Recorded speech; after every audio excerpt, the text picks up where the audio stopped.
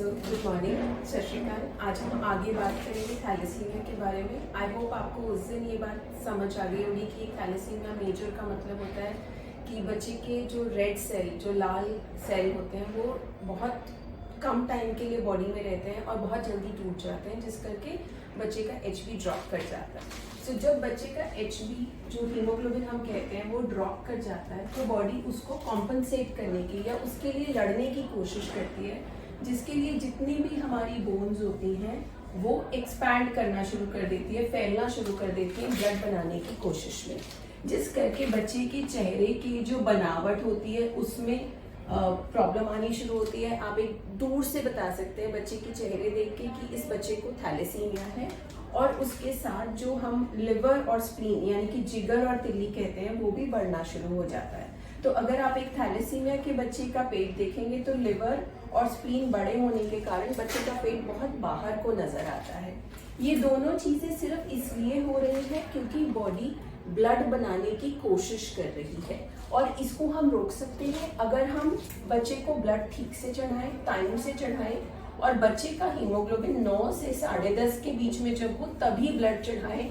Wait ना करें कि ब्लड जो बच्चे का है वो 6 ग्राम तक या 5 ग्राम तक ड्रॉप कर जाए।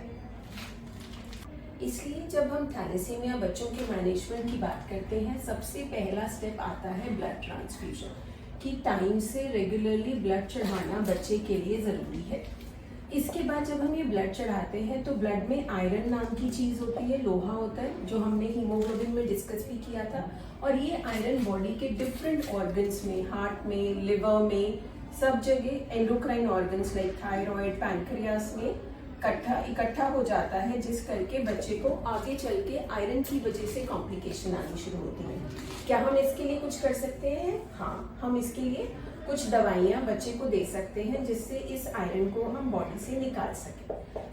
अगर पहला हमारा एम है ब्लड ट्रांसफ्यूजन, तो सेकंड रहेगा कि हम रेगुलरली बच्चे को दवाई दें, मेडिसिन रेगुलरली दें, ताकि हम आयरन को कम कर सकें।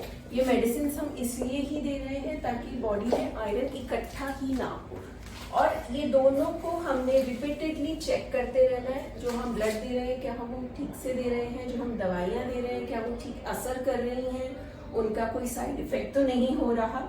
तो जो तीसरा मोस्ट इम्पॉर्टेंट पार्ट आ जाता है वो आ जाता है मॉनिटरिंग, यानी कि हम बच्चे को ठीक से मॉनिटर करें कि जो चीज़ें हम चाह रहे हैं कि बच्चे को ब्लड ठीक से चढ़ रहा है, दवाइयाँ टाइम से मिल रही हैं, वो हम कर पा रहे हैं या नहीं। इसके विषय में अब हमारे स्पेशलिस्ट आगे आने वाले वीडियोस में रोज़ आपसे बात करेंगे। Thank you.